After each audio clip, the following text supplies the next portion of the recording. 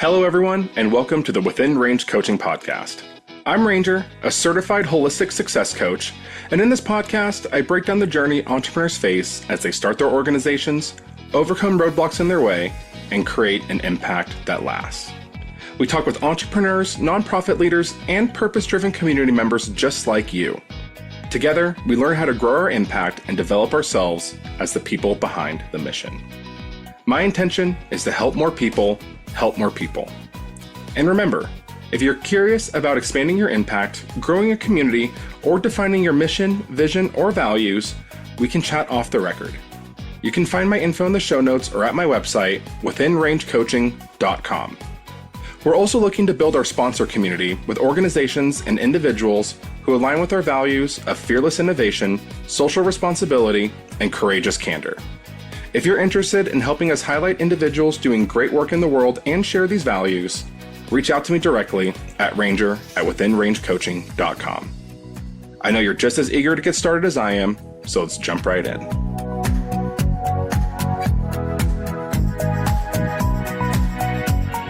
Good morning, good afternoon, and good evening, everybody, and welcome to another episode of the Within Range Coaching Podcast. And we are still continuing on our series of my Walk Across America journey. And today we're not talking with someone that I've met along the way. I mean, kind of, sort of, but not really. We are doing another nonprofit partner spotlight. We've talked with Bigger Than the Trail in the past. We've talked with the Hospice Promise Foundation, and we've actually already kind of sort of talked to this organization. But what's unique about this organization, the Future Farmers of America, is there's two major aspects to it. There's kind of that adult side where it's the faculty, the staff, and then there's also the side of leadership for the younger folks, the FFA members. On the national level, it's typically more so based in the recent high school graduates rather than the high school students, like we've kind of chatted about before. But today we have one of those very, very special recent high school-ish / college student people right now. She's nodding, so I got that part right. We are joined by the 2023 to 2024 National Future Farmers of America President, Amara Jackson. Amara, how are you doing today? Hey, I'm good. Thank you so much for having me. Looking forward to spending our time together and celebrating and highlighting your journey across America and the way that it's continuing to impact agriculture and FFA. We're very grateful for your support, and we look forward to cheering you on your journey. Yeah, I appreciate it. I'm glad that I finally got to sit down. It sounds so silly. Maybe it's not silly. I don't know. Whenever I talk to like a state or national officer, I always feel like I'm talking to a celebrity. I think that's just the conditioning that we kind of have in, state conference or at the chapter level. It's like, oh my God, like we're going to get visited by a state officer. How cool is that? So this is like tickling that little part of my my high school brain that's like, ooh, look where I am now. Oh, well, thank you. Something I often tell students when I'm meeting them on the road, because we very often they're like, oh my gosh, it's a national officer. Oh my gosh, like, who are you? Or like, why are you here? I always just tell them like, well, my name's Amara and I'm a human too. Like I still get nervous. I still get excited. I still get all the things. And so even like this podcast, I'm just really excited to be here with you. So yeah, I love that. No, I hear you. I think it's so interesting because when my second day of my walk, there was a woman that walked up to me and she kind of acted like she was starstruck. Like she was saying like, I saw you on TikTok. I saw you on the news. Like, oh my God, you're real. And I was like, whoa, I'm just an overweight white dude that's that's like low key homeless and unemployed right now. Like, whoa, I'm just walking here, So it's always kind of funny to see different people's reactions or how people kind of perceive, I guess, who you are. And I don't want to say like how important you are. You know what I mean, though? It's like, it's such a weird. I know exactly what you're saying. Because you're right. Theoretically, I'm a college dropout student who doesn't have a job or, just travels because I can, I guess. Like, it's so funny, that perception and like the power that like public recognition or like that a title can use. And so I was raised, thankfully, by a mom who always taught me the power of humility. And so I've really had to lean into that this year and be like, okay, well, yes, I do. I might have this title on my chest, but like it's my actions that truly make that biggest impact. And I would say the same for you too. Like your ability to power through. I mean, I can only imagine the mental toughness that you have from all the walking all those miles. That's Oh, yeah. that's where the power truly lays. Yeah, no, I agree. I think it's so interesting because I mean anybody can okay, I want to say anybody can do what we do. I feel like anybody could, quit their job, drop it, go and walk across the country. Like plenty of people have done it with very different resources than I have, less or more or whatever. But you're right. Like when you say it's more about the character, like what do you mean when you say that? Mhm. Like what are those character Yes. traits that you're referring to? Mhm. Yeah. So when I think about character traits that like a leader or honestly just any person should have, humility, like I had mentioned, really comes to mind. Have always believed that you don't know what you don't know until you realize you don't know it. And same thing goes with you don't realize what you know until you realize that you know it. And so honestly, being humble and willing to ask those questions and admit that you don't know what's going on can really serve you in a capacity where people will then respect you for being willing to admit that you're not in the know of everything or that you're not necessarily the one that has all the answers. And so that's something that I really value. I also just really value the ability to remain grounded and a good listener and someone who's willing to like be an observer and just like take in what's going on around them. It can be really overwhelming sometimes if you always feel like you have to be at the front of the line, or if you always feel like you have to be making that first comment or taking that first step. But I feel like great power in being willing to slow down and to look around you, observe, like remain grounded. I feel like you have such better control of yourself and your actions when you do that.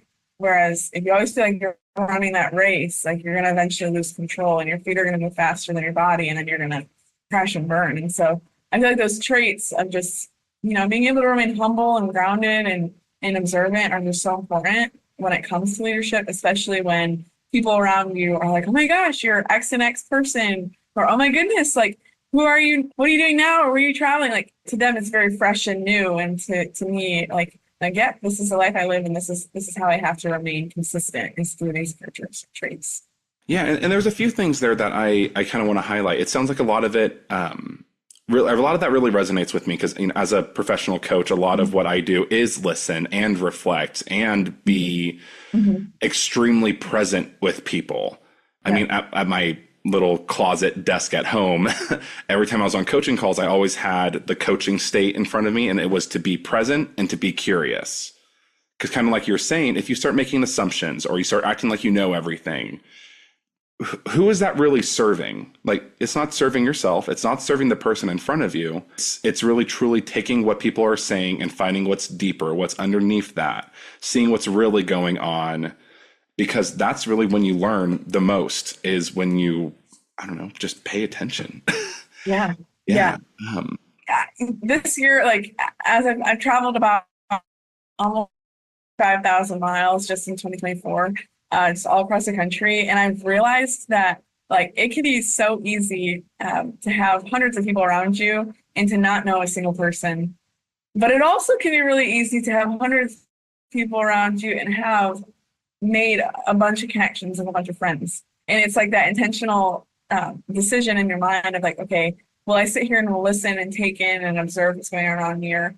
Or will I like maybe stick to my own thoughts, stick to maybe my phone, or stick to like what's going on internally inside me? And I just have really been pondering like as an national officer, like building connections with people, like how can I make sure that the person that is standing right in front of me is feeling seen, is feeling valued, and is feeling appreciated? Because I've realized that so many of us lack that genuine human connection. And I think that's why so many people feel lonely, is because they don't know who they can rely on.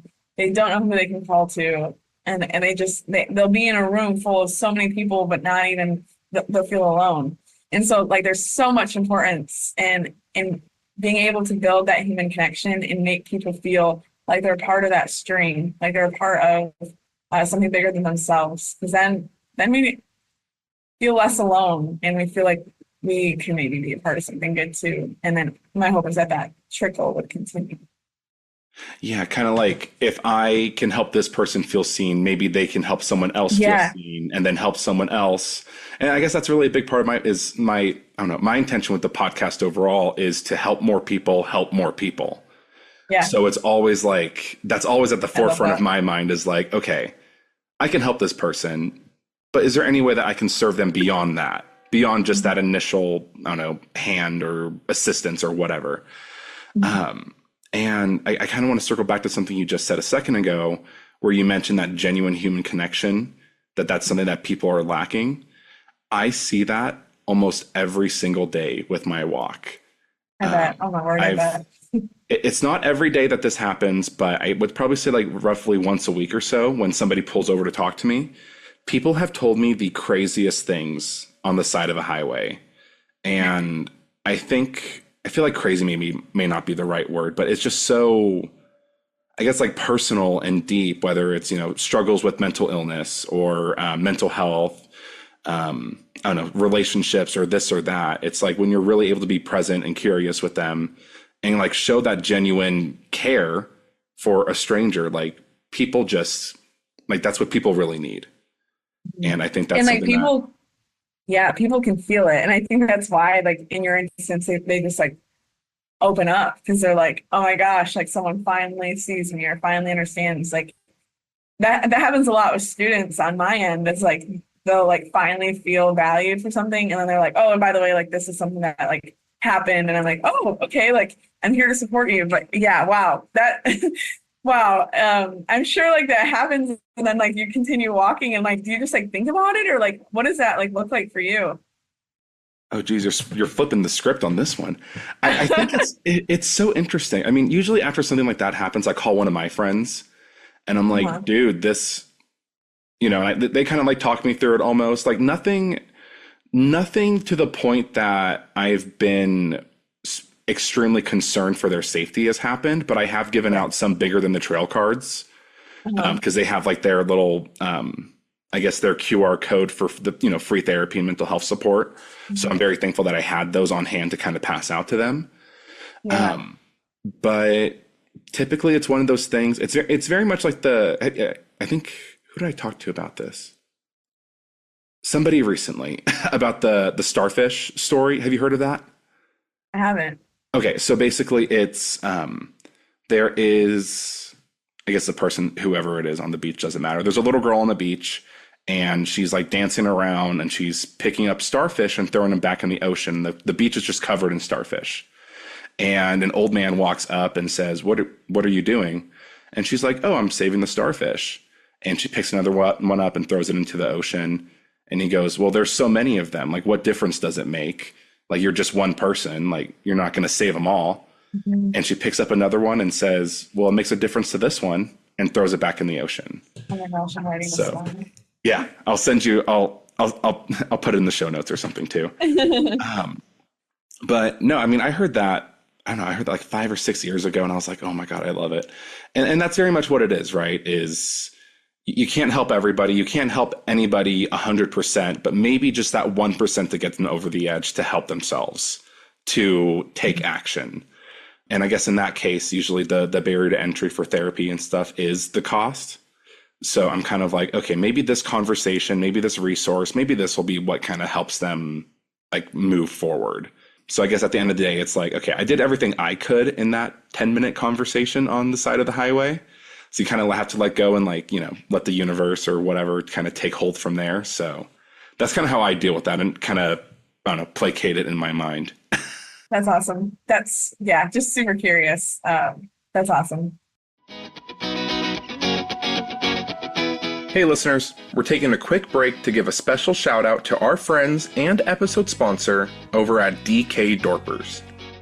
Located in the heart of Galt, California, DK Dorpers is a family farm that's been raising full-blood Dorper sheep since 2014. And let me tell you, they're all about fearless innovation, a value that resonates deeply with us at Within Range Coaching. They blend the best of US and imported Australian genetics to uphold the Dorper breed standard, ensuring their sheep excel in the show ring, pasture, and in taste. Their sheep are inspected and tagged annually by certified South African inspectors, ensuring you get the best of the best. So whether you're looking to start your own flock or elevate your breeding program to the next level, DK Dorpers has got you covered. If you're ready to take your farm to the next level, get in touch with Kathy Diaz-Consafid at 916-956-2657 or drop her an email at dkdorpers@gmail.com. For more information, visit their website at dkdorpers.com or check out their Facebook page, and everything is listed down in the description as well for ease of contact. Remember, excellence starts with the best genetics, and DK Dorpers delivers just that. Now, let's get back to the show. We got carried away right away, and I didn't even ask you what your intention is for today's episode. It sounds like, based on the conversation we had off the record, that we're still on track, but just for our listeners, what would you say is your intention for the rest of our time together?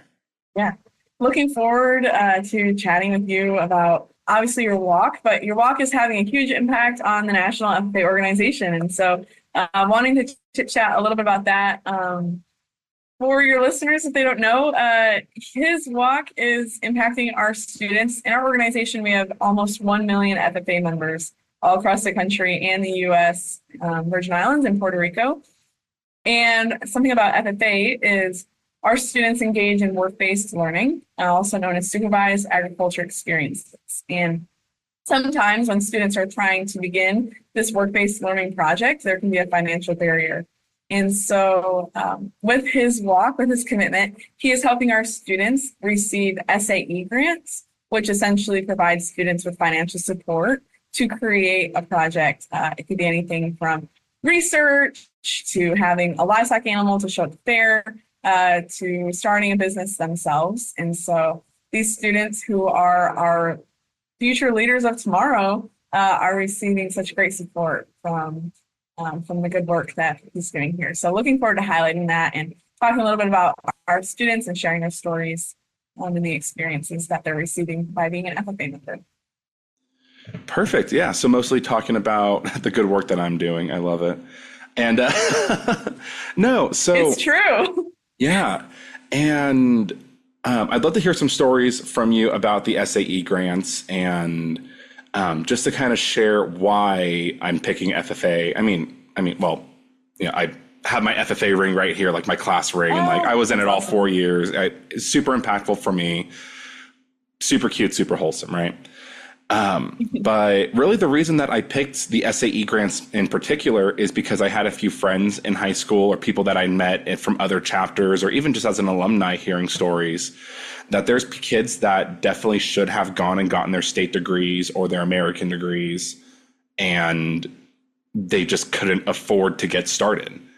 And, I came from a good place where my family was able to support me. They were able to get me my first few animals, help me with feed, help me with this or that. But there's other people that didn't really have that opportunity.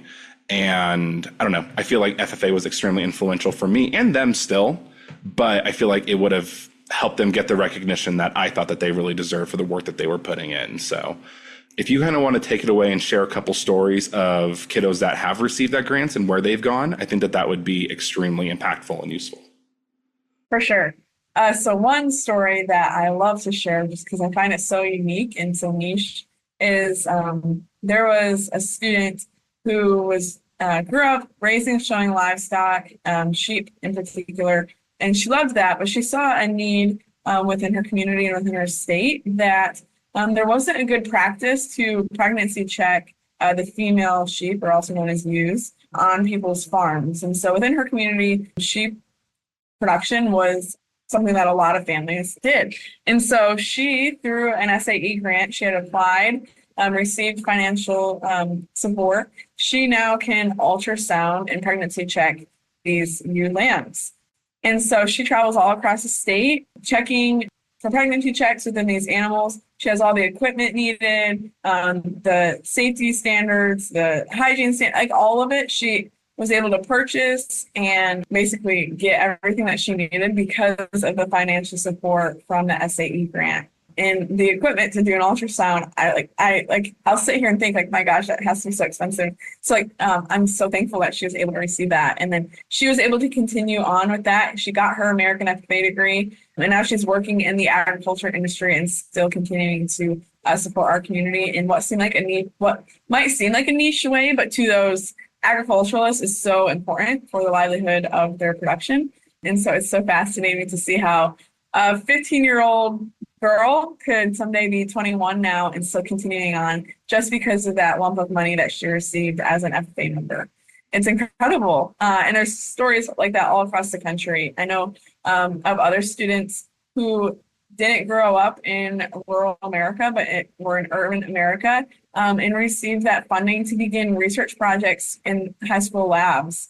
That research project could be anything from testing different pesticides and herbicides in different plants to anything from working with livestock and analyzing maybe the way that a lot of animals move or their health or anything. It could be in a greenhouse. It's incredible to see the way that we're engaging students both in urban areas and rural areas through the SAE grants. And that's providing them with, like you said, the recognition, the ability to apply for those awards or pursue towards those different degrees and those levels within FFA, simply because they got started with $1,000 or $1,500, whatever that looks like. That can set a student off on a trajectory that they might not have had the possibility to have. I also love hearing stories from students where it's like, man, prior to FFA, I had no idea what agriculture was. I didn't think about where my food came from. I didn't think about the clothing that I was wearing. But then I joined FFA and I got hands-on with it through an SAE, through that work-based learning. And now I want to study agriculture or I want to go into a career in agriculture. It's so fascinating where a year prior, they were a completely different person. And now from being a year enrolled in agriculture science, that they have completely switched their trajectory and truly found a passion that encourages them to come to school. They built a community that allows them to feel supported, and they're gaining skills that will carry them far beyond their time in their high school. And so to me, it's just really inspiring to see how as someone who is 14 years old, unsure of what they want to do, can someday graduate high school at 18 and feel so passionate about an industry that they want to serve. Yeah, I love that. I don't know. I feel like that is such an important lesson also, right? I got my degree in economics, so that's kind of how I see everything, right? So just like the supply and demand, right? So I think it's so interesting that she at 14, 15 was able to see that need and I don't know, just really know that she, a 14, 15-year-old in a state with, adults that could have done something about it way sooner, I'm sure, but was able to really take that leap and get that support and backing of the FFA.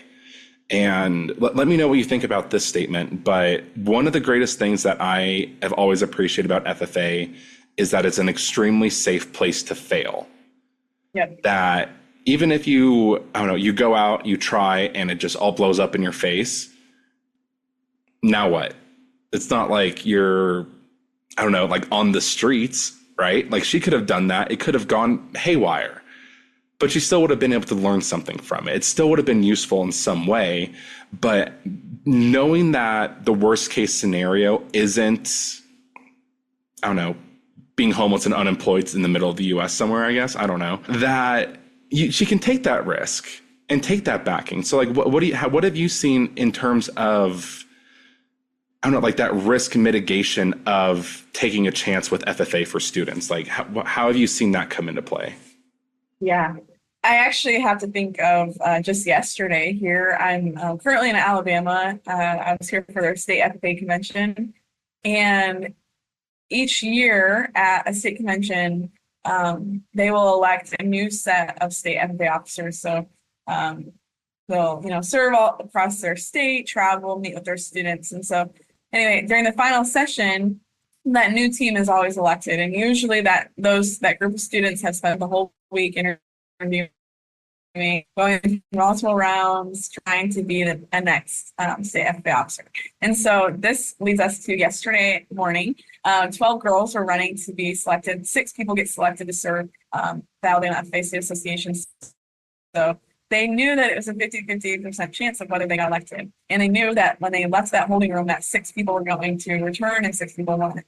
And so it was fascinating sitting there and talking with them, and they recognized that, like there's a time and place for everybody. And because of FFA, they could go through this interview process knowing that at the end, whether they're selected or not, that this is not the end of their journey. They know that these interviews have set them up for a job interview or have prepared them to hold an educated conversation with somebody who might be 20, 30 years older than them. Like, this is just one way that like these students went through this whole process, maybe didn't hear their name called, but can walk away knowing they still have support of their teachers, their families, their mentors, all guiding them on whatever the next journey is in their life.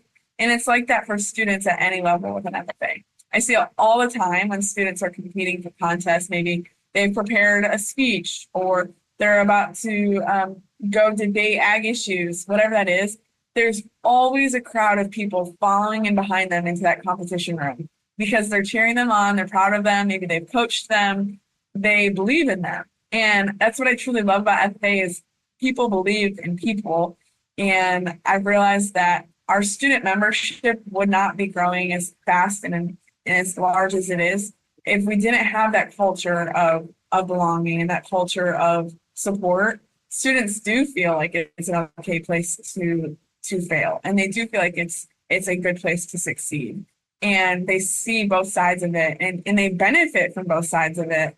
And so I would agree 100% that FFA is a very safe place to fail. I myself have had my own failures with an FFA, and it honestly propelled me to keep going. It encouraged me that I was like, you know what, like when I wake up tomorrow, I can try again. And I know that's because the blue corduroy jacket is a home, and it represents more than just myself. And I truly believe that our over 900,000 FFA members also would feel that way too. And I truly believe that people join people. People don't just join organizations. And our organization is conducted of hundreds and hundreds of wonderful, wonderful people. No, I agree. And there was something that I learned. So I ran a herpetological society, lizards, snakes, things like that for a few years. And registered 501c3 president, no big deal. But that was something that I talked to a couple of nonprofit consultants and coaches, and they were always saying, like, stop trying to sell a membership. Explain to people, like, don't tell them the perks, don't tell them the benefits. Nobody cares that it's only $5 a month and you get 10% off. Like, nobody cares. Frame it in the way of people like us do things like this. Bring them into a community. People don't join organizations, they join people. And I think that is like a huge lesson for a lot of like inspiring nonprofit leaders or even entrepreneurs to really focus in on is the people, not the product, not the process. Nobody really cares. They care about the solution. They care about how it impacts them and the community that they're going to join there. So 100%. I love that you see that and we're able to speak to that and I don't know, be the expert on it right now, because I think that's something that is important. Well, thank you. Yeah, and FFA, it made me laugh when you mentioned like, oh, like nobody cares to pay the $5. Something that FFA is actually working on right now is traditionally our students have had to pay dues to be an FFA member. And we recognized over the last several years that creates a financial barrier for students. Some students are not able to physically walk up to their teacher and say, here's my $10 or here's my $7 or whatever the due might be for that time being for that chapter. And so the National FFA Organization is working to become what we call 100% affiliated, where the student would no longer pay that per student due. Instead, it's going to be a flat rate chapter fee. And so it lifts that barrier off of the student in that community. That way they no longer have to worry about asking their parent or their guardian for that money or maybe getting that money themselves. Instead, the chapter can support the student in that way. And so every student sitting in that ag classroom is considered an FFA member, which then in return allows them to compete in all the contests or attend the events that they'd like or connect with the people within FFA because that due is essentially paid for them. And so it's really exciting that, to me, it shows that FFA wants to continue to flourish that people building and to allow space for those students that, although financially they might not be able to support themselves, kind of like the SAE grant, we still value them and we still want them a part of our organization. And there's still a place for them. Hey everyone, just a quick message. You know that my mission with this podcast is to share stories of influence and impact so that we can help more people help more people. But to do that, I need your support. Please rate, review, and share this podcast. If I could ask for just one favor, it's to just leave a review. It takes about 10 seconds and a few clicks, but it means the world to me and could inspire someone else to make a difference. Thank you so much, and now back to the show. I think it's a little bit of a stretch for me to ask this next question, but that really does kind of start bleeding into, I guess, the representation of FFA members. Mm-hmm. Yeah, 100%. Because I know that you've mentioned, there's a, what is it, like 60-40 rule to urban or something? Mm-hmm. Well, I'll let you say the numbers, I guess. Let's do that first, and then I'll ask the other question I wanted to ask you because I'm curious on your thoughts. But what does that kind of look like? So in terms of the membership, I've gotten this question a few times. I've gotten people look at me kind of cockeyed, and they're like, future farmers of America? Why not like future business leaders of America? Why not Boy Scouts? Why not Girl Scouts? And I'm like, well, I was never in FBLA. I wasn't in Boy Scouts. I wasn't in Girl Scouts. So I'm like, it feels disingenuous to, I don't know, support an organization for the walk that I'm not directly a part of. It feels kind of like fanfare almost to me. But, I've always tried to explain, it's cows, plows, and whatever. But like you kind of mentioned earlier, there's a sales aspect, there's science, there's research, there's so many other aspects of the FFA. But I guess in terms of the demographics that you've seen, like what does that kind of look like to you? Yeah. So we do know 60% of our students come from rural America. The other 40% come from urban and suburban areas. And that number continues to tick more towards that even 50-50. And so our students in urban areas are continuing to engage more and more. They're curious about where their food comes from.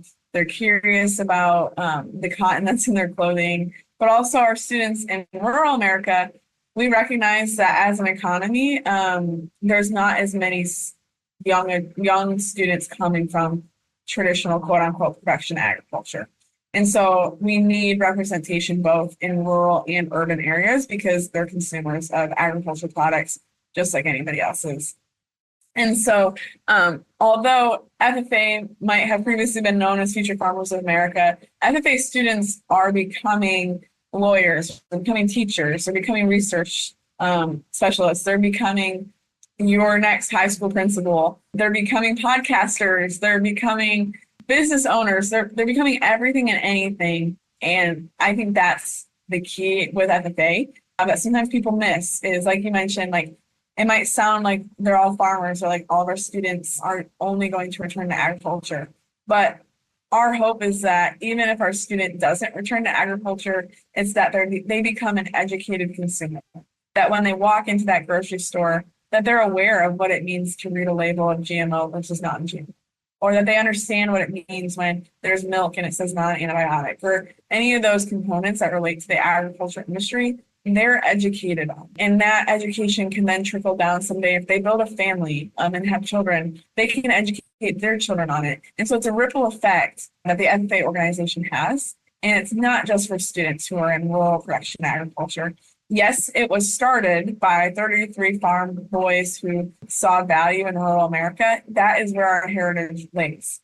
But we have continued to grow and understand that we need those educated consumers who we can connect with agriculture, because if you eat 3 times a day and you're wearing clothes right now, you are connected to agriculture. And you would be naked, hungry, and afraid if it wasn't for agriculture. And I think sometimes we forget that, but our students don't, because they are hands deep, they're engaged, they're very aware, and it doesn't matter whether they live down a main street in an urban city or if they live on a dirt road in the middle of a cornfield, they value that. And that's what's so powerful about our student demographic.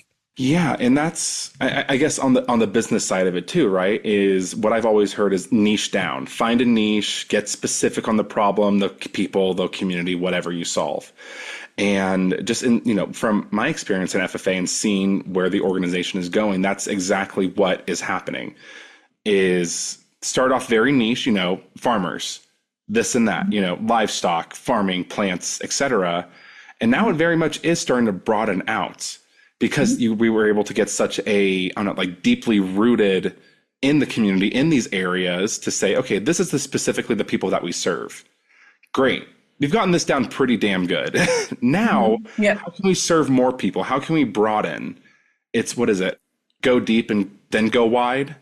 Because if you try to go wide too fast, then it's like, well, what are you really trying to even do here? And it's overwhelming. It's confusing. But now that you're so, I don't know, deeply rooted, you can expand out and help all these different people. And just like what you were saying, one of the people that comes to mind that was super involved in my chapter, she was never going to be she wasn't going to be a farmer. That wasn't what she wanted. But I don't know, just watching her Facebook posts over the years from when she graduated, I think she was able to go from like front desk lady at a hotel to general manager in just a few years. Yeah. Which I don't know anything about the hotel. Well, my fiance works for a property, but not the type that she works at.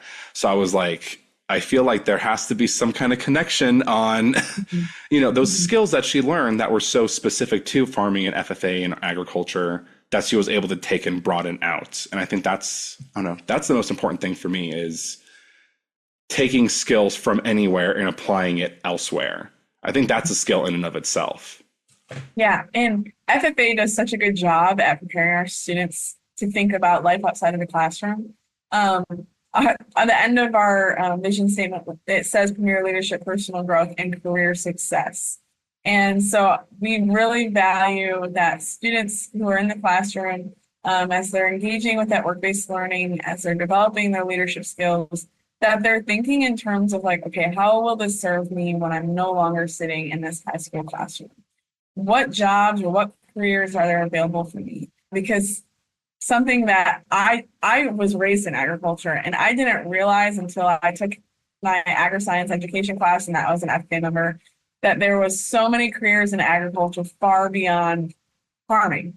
And whether that was agriculture sales, or maybe that's agricultural communications, maybe that looks like becoming a lawyer, maybe you're a manager for an agribusiness. Like, there's so many opportunities. Maybe you're passionate about livestock or plants or human health, because that still impacts soil health, plant health. I mean, all of it is tied to agriculture, like I had mentioned earlier. And so anyway, our students are getting that career success and they're having those conversations.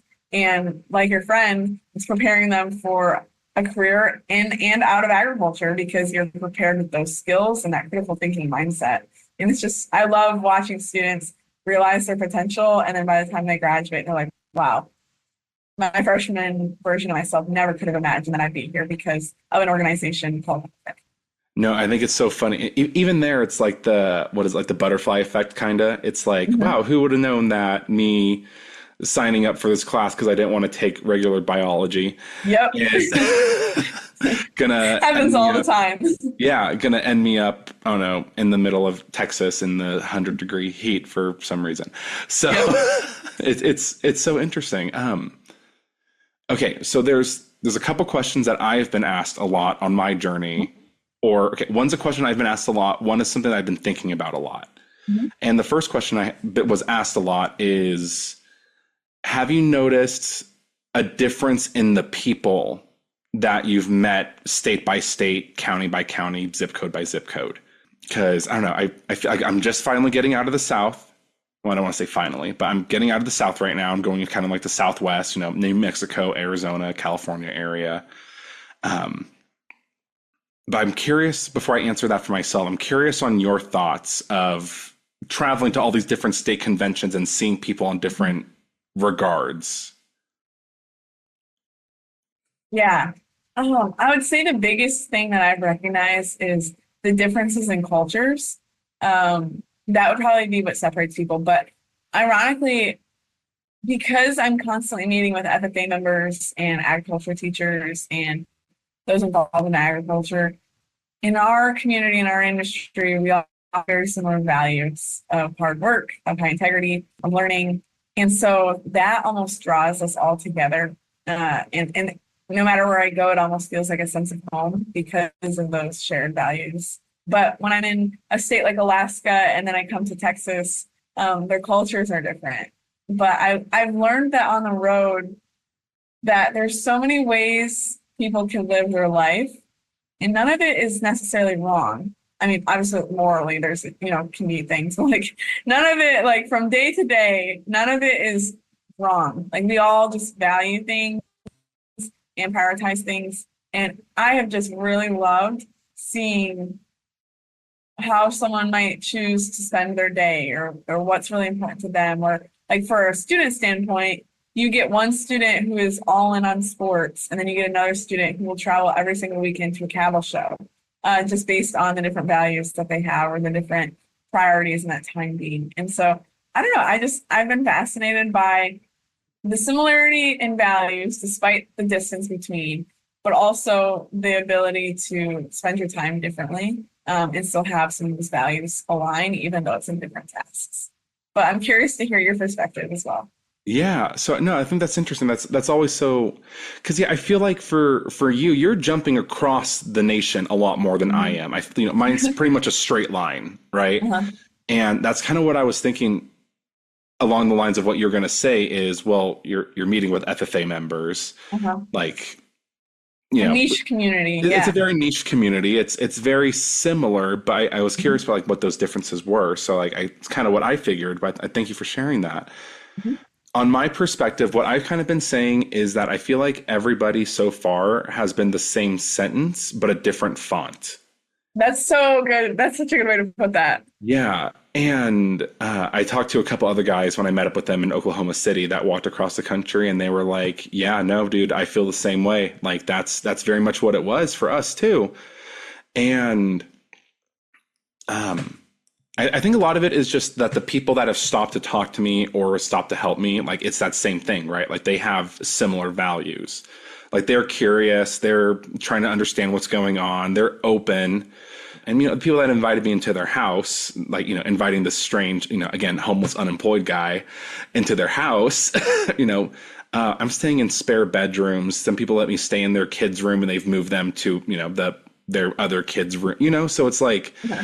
it's a very weird, intimate, like very trusting environment, right? So Yeah. it's, Mhm. and again, I think that's really the big thing is that the people that approach me or that help me, like you said, share those similar values.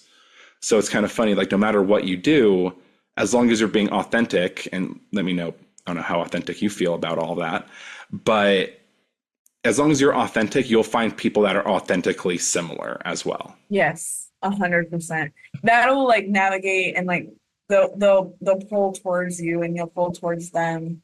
I feel like instinctually because like they'll feel comfortable or safe or like be a degree of trust there, compared to other people that maybe aren't aligning.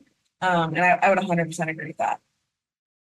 Yeah, and that's kind of what I've noticed too. I mean, I finally, gosh, I had such bad luck finding, or no, I won't say bad luck, no luck, I guess, finding Mhm. FFA members throughout Mhm. the journey because I don't know, it feels weird messaging or calling schools to try to talk to Yeah. the ag advisor.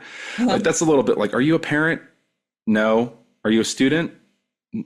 No. No. you know.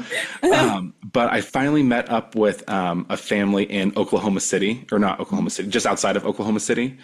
That their kids are super involved in FFA, and one of them is a state officer, all this cool stuff, and the level of conversation we were able to have right away was so different just because of those shared values and shared experience. So I think it's always so fun whenever I finally meet someone that, either they're a runner or they had someone go through hospice care or they're an FFA member. Like that level of conversation, finding that common ground has been so useful and helpful in terms of support and just good conversation. Yeah. Oh, that's awesome. That's so Yeah. special. And then the other question I wanted to ask you is, so let me try to preface this, and this is kind of wrapping up our conversation, I think. But I was in a little town in South Carolina called Saluda. And when I was walking into town, I got stopped by a few people, and one of them was a mother-daughter. And the mom was like, "Is it okay if my daughter takes a picture with you?" And this kid couldn't have been more than 10 years old. And I was like, "Sure, yeah, of course, yeah, whatever." So I took a picture with her, and I was like, "Oh my God, like they wanted me to take a picture with their kid. Like that's such a Yeah. weird moment, right?" And then recently I was in, I think it was somewhere in Oklahoma too. But this mom and son like tracked me down. They saw me, they followed me into the grocery store and asked to take a picture with me. And I saw that he commented on one of my posts, and that picture that I took with him is his profile picture. And I was Yep, like, I know exactly. this is such a weird feeling. Like, how cool, right? Like, it was just like such a surreal, like, oh my God, like this kid, like, this is something that I would have done with like a state officer or something, like it's like so funny. Um, and there's a concept that I'm working on myself. And I kind of call it the kid on the couch. Mhm. And it's in terms of, mission statements, vision statements when you're working on a project. And essentially, it's kind of like there is a kid out there that is watching what you do, that is going to read your mission statement, that's going to read your vision statement, that's going to be inspired by what you do. And it's kind of like, be a role model, find something that's good, like always act as if that kid on the couch is watching like a live stream of your life almost. And again, I'm still working on it. I want to make it more clear for, a book or a post or something, right? But just based off of what I've said there, like what kind of comes up for you when I say that? Yeah. I I know exactly the degree or the path that you're trying to go there because I have felt that in my own life. And I love your analogy of like kid on a couch watching that. That's so applicable, especially for our day and age. But as I think about my time in FFA, there's always been people throughout my journey as a chapter member, a state officer, and now as a national officer who have expressed excitement or um, it's hard because it's like I guess what they might say like it's so I'm so honored to meet you like that those kind of comments and it makes me stop and think like okay like why are you honored to meet me like what is it about me and it's like it's caused me to like internally think like okay like what is it about myself that is like drawing them to me but I've realized that like when that happens the best thing that I can do for that person or for that mainly that's students is to give them my time in the most humble manner possible because I've myself have done like have like gone up to national officer like oh my gosh like I feel so honored to meet you like thank you so much and like it's I've always had very humble interactions whereas maybe there's been times when like I've gone up to somebody and they're like, oh my gosh, it's so cool to meet you. And like they blow you off or they don't make you feel valued or like those things. And so to that kid that's sitting on the couch, I would want them to walk away being like, wow, she's really humble. Maybe I should like what how can I be more humble? And how can I be more like X trait or X characteristic? And so like my hope is that my values are always how my actions are and like that those align and so that way like others can hopefully maybe act in that manner if that makes sense but it happens all the time and it can honestly be a little overwhelming because I can think to myself well I'm just Amara. Like, why do you want to like take another picture with me? Or like, why do you want to like talk about like X? Like, sometimes it can be confusing, but I've realized like, okay, well, this is a unique stage of your life that only lasts for a year. And so what kind of positive seeds can I plant to have that student thinking about, I'm like, okay, maybe I want to uphold X trait or think about X characteristic. And so I don't know if that answers your question because I too am pondering this thought in my mind. I mean, and like it just happened like yesterday. Like a student had came up to me and was like, "I want to be the next national FFA president. Like, what do I have to do?" And I was like, "Whoo!" Like, so like, how can I best support them? In a humble, grounded manner, where I've observed their needs. And so I was just trying to think of it like that. Um, Yeah, it's so hard. Does that answer the question? Yeah, no, I know I kind of sprung that on you, and No, it's such an important conversation yeah, because I think people, it can be hard to like know how to respond or react like when someone like gives you a compliment in that way or like is excited to see you in that way. And so it's a good conversation to have. yeah, kind of like it's so. I mean, because for me, I'm 90. What today's day 91 actually for my walk. So it's like I'm 90, almost 100 days in. Like I'm used to it. I like it's. Just get through it at this point, right? But there's people that meet me oh, I saw you on the news, I saw you on TikTok, I saw you on social media. Are you the guy, you know? And Mhm. it's always like, okay, this is a cool experience for them too. Like just as much as this whole thing is for me, like this conversation, this meeting is also important and impactful for them. Like almost more so than for me in a way, right?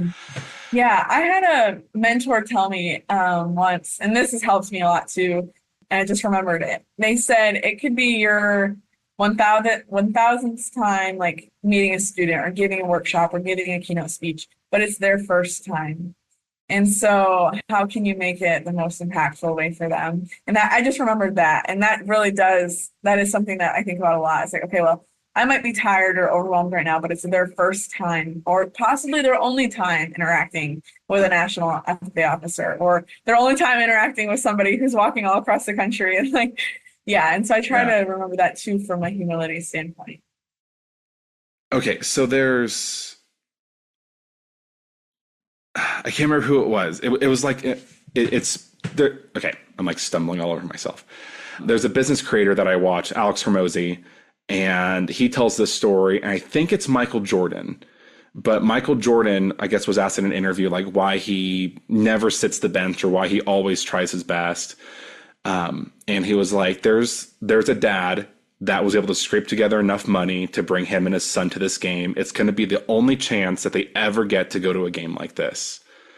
Like, I know that I'm important enough that they are like, they're there to see me, but I'm humble enough to give them a good show. Like, I'm doing this for them." So it's kind of like, it's such a weird thing of like knowing how important you are, but also being humble enough to not let it get to your head.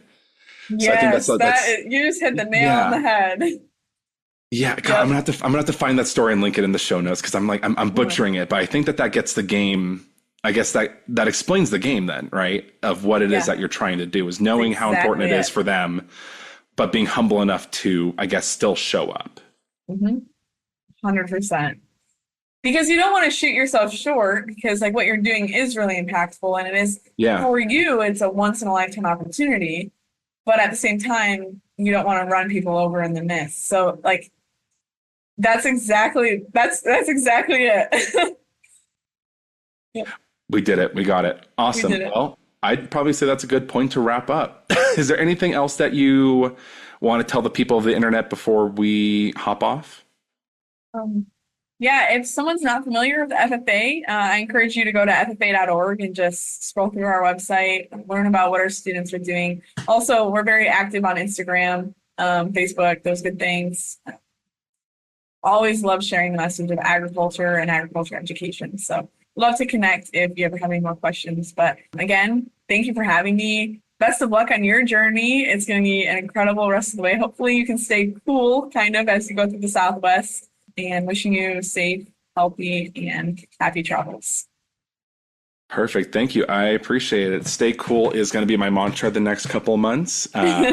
But just like Amara said, all of the information for the National Future Farmers of America Association will be linked down in the show notes. Their website, Facebook, Instagram, I don't know if you guys are on Twitter, whatever information I can find and ways to connect with the organization, I will put down below. But if you have any questions, comments, concerns, emotional outbursts about the organization, I'm always down to field questions. And I'm sure, I don't know, if you DM Yeah. the pages, they'll answer questions as well. And if you can find Amara, I'm sure she'll answer too. So Yes. I'm like volunteering you for things. But anyway, Amara, thank you so much for your time today. I appreciate it. And I hope you have a great rest of your term and beyond. Thank you. And once again, thank you to the listeners today for spending some time with Amara and I. I think we had a great conversation about the impact that FFA has on students all the way from Alaska to Florida, New York to California, and just how impactful and important that connection of the Blue Jacket has on these members being able to make true connections with one another. I'd say really the big three takeaways I have from this conversation are the importance of being open, present, and curious in conversations with those that you meet. Really thinking about the question of what it means to be a leader with the kid on the couch analogy that we kind of came up with.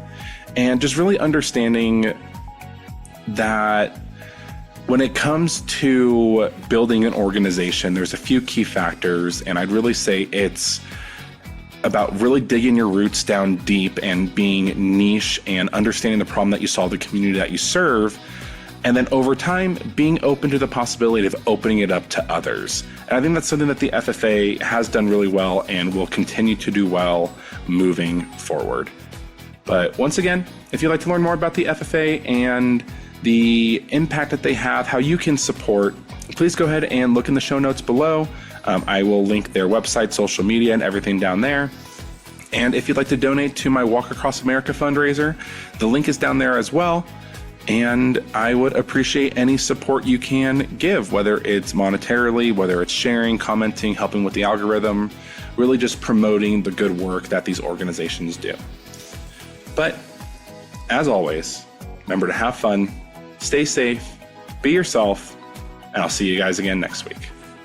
Bye now.